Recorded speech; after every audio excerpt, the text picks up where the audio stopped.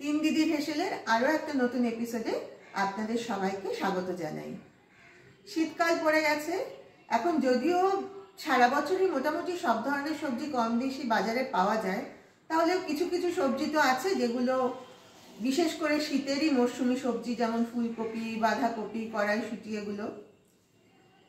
তো আজকে আমি ফুলকপির একটা দারুণ স্বাদের নতুন রেসিপি আপনাদের দেখাবো। একঘেয়ে ফুলকপির ডালনা খেতে ভালো না লাগলে আপনারা অবশ্যই এরকমভাবে একবার ফুলকপির ভাপা করে খেয়ে দেখতে পারেন। আশা করি আপনাদের সকলের খুবই পছন্দ হবে। এটা বানানো যেমন সহজ, খেতে কিন্তু তেমনই অসাধারণ। তাহলে চলুন শুরু করি। ফুলকপি ভাপা করার জন্য আমি একটা বেশ বড় মাপের ফুলকপি এরকম মাঝারি মাপের টুকরো করে কেটে নিয়েছি। এই ফুলকপির টুকরোগুলো আমি আগে ভালোভাবে ধুয়ে নিয়েছি, ধুয়ে এখানে রেখেছি। এবার দেখুন, একটা পাত্রে আমি একটু গরম জল করে নিয়েছি। এই জলের মধ্যে আমি দিয়ে দিচ্ছি এই ছোট চামচের হাফ চামচের একটু বেশি পরিমাণ নুন, আর দিচ্ছি সামান্য হলুদ গুঁড়ো। এবার আমি এই কেটে রাখা ফুলকপিগুলো এই উষ্ণ গরম জলের মধ্যে দিয়ে দিচ্ছি। আমি এই 15 মিনিট মতো ফুলকপিগুলো এই গরম জলে ভিজিয়ে রাখবো। তাহলে যেটা হবে, প্রথমত যদি ফুলকপির ভেতরে কোনো পোকা টোকা থাকে সেগুলো বেরিয়ে আসবে, আর দ্বিতীয়ত ফুলকপি খেলে অনেকে কিন্তু পেটে গ্যাসের সমস্যা হয়, সেইটাও আর হবে না। সেই জন্য আমি এই 15 মিনিট মতো এই নুন হলুদ দেওয়া উষ্ণ গরম জলে ফুলকপিগুলো ভিজিয়ে রেখে দেব। ফুলকপিটা গরম জলে ভিজতে দিয়ে দিয়েছি।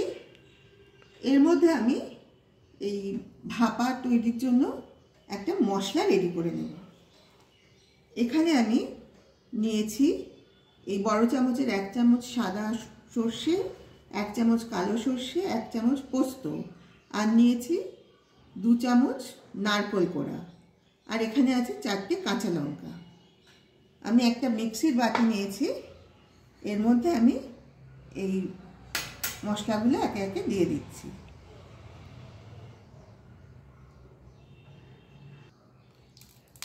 মশলাগুলো মিক্সারের মধ্যে দিয়ে দিয়েছি। এবার আমি কাঁচা লঙ্কাগুলো, 4টে কাঁচা লঙ্কা যে নিয়েছিলাম সেগুলো একটু ভেঙে ভেঙে এর মধ্যে দিয়ে দিচ্ছি। এবার আমি এতে যোগ করব সামান্য নুন। এই ছোট চামচের হাফ চামচ মতো নুন এখানে দিলাম। পরে প্রয়োজন মতো নুন আমি অ্যাড করব। সর্ষেটা বাটার সময় একটু নুন দিয়ে দিলে কিন্তু সর্ষে বাটতে গিয়ে অনেক সময় যে একটা তেতো ভাব আসে সেটা হবে না। সেই জন্য সর্ষে বাটার সময় আপনারা চেষ্টা করবেন নুনটা দিয়ে দিতে। তাহলে এবার এই সবগুলো মিশিয়ে একটা সুন্দর পেস্ট তৈরি করে নেব। 15 মিনিট পেরিয়ে গেছে। আমি জলের পাত্রটা থেকে ফুলকপিগুলোকে জল ছেঁকে নিয়ে একটা টিফিন বক্সের মধ্যে রেখেছি। এবার আমি সমস্ত উপকরণ এই বক্সের মধ্যে দেব। এখানে আছে আমি যে মশলার পেস্টটা তৈরি করেছিলাম, সর্ষে, পোস্ত, নারকেল, কাঁচা লঙ্কা সব দিয়ে, সেটা প্রথমে দিয়ে দিলাম ফুলকপির ওপর।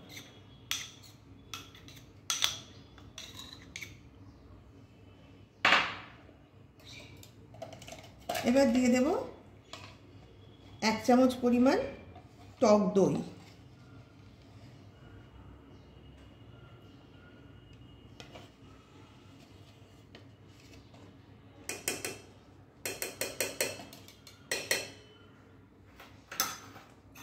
দিয়ে দিচ্ছি নুন। যদিও মশলা বাটায় আমি সামান্য নুন দিয়েছি, আমি এখানে 1 চামচ মতো নুন অ্যাড করলাম। পরে আবার নুনটা আমি টেস্ট করে দেখে নেব। এবার দেব হলুদ গুঁড়ো।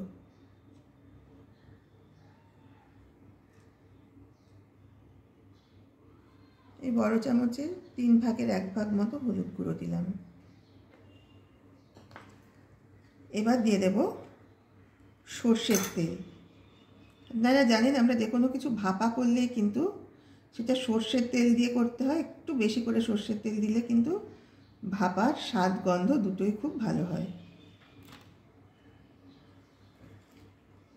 এবার এই সব উপকরণগুলো আমি হাতের সাহায্যে ভালোভাবে মাখিয়ে দেব ফুলকপির সঙ্গে।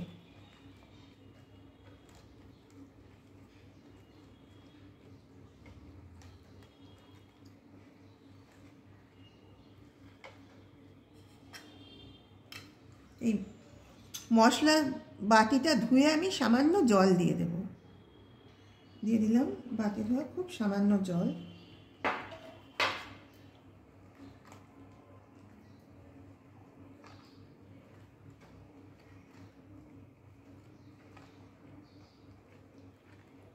এর সাথে দিয়ে দিচ্ছি, এখানে আমি 6টা মতো কাঁচা লঙ্কা, গোটা লঙ্কা একটু চিড়ে রেখেছিলাম, সেগুলো এর সঙ্গে দিয়ে দিচ্ছি।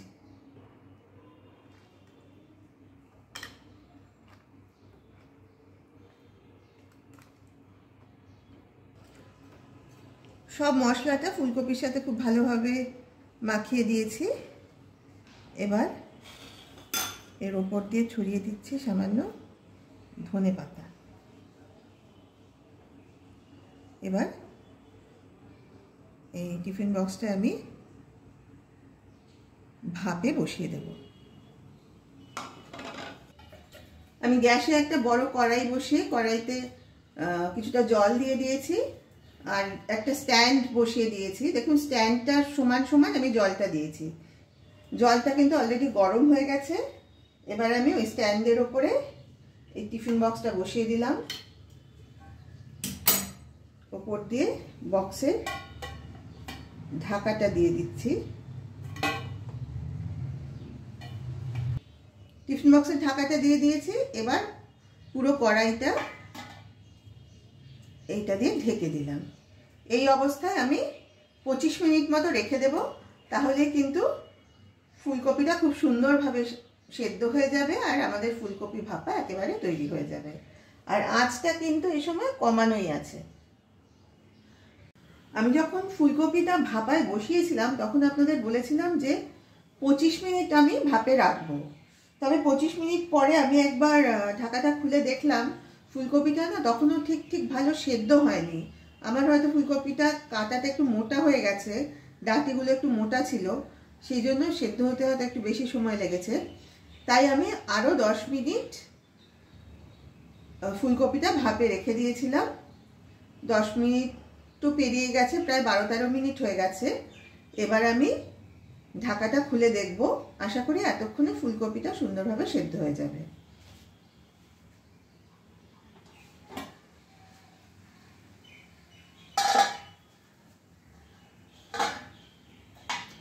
আমি গ্যাসটা অফ করে দিচ্ছি।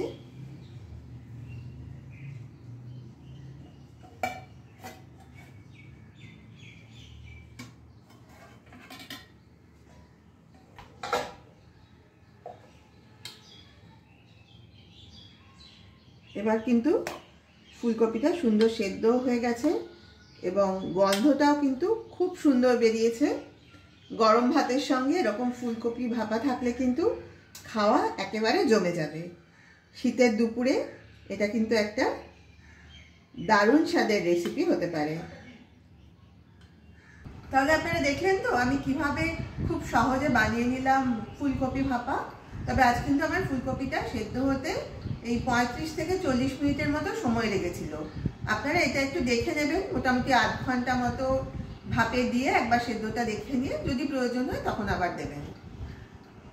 আশা করি আপনারা সকলেই পুরো ভিডিওটা দেখেছেন এবং আমি কিভাবে রান্নাটা করেছি সেটা নিশ্চয়ই আপনারা সকলেই দেখে নিয়েছেন।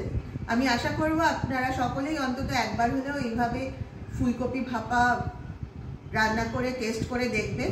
আশা করি সকলেরই এটা খুবই পছন্দ হবে। আর খেয়ে কেমন লাগলো সেটা কিন্তু অবশ্যই আমাকে কমেন্ট করে জানাবেন। আপনারা যারা যারা তিন দিদির হেসেল এই ইউটিউব চ্যানেল থেকে আমাদের ভিডিওটা দেখছেন তাদের সবাইকে অনুরোধ করছি আপনারা প্লিজ আমাদের চ্যানেলটা সাবস্ক্রাইব করে আমাদের পাশে থাকুন এবং পাশের বেল আইকনটা প্রেস করে দিন, যাতে আমরা যখনই কোনো নতুন ভিডিও আপলোড করব এই চ্যানেলে তার নোটিফিকেশন আপনারা পেয়ে যাবেন।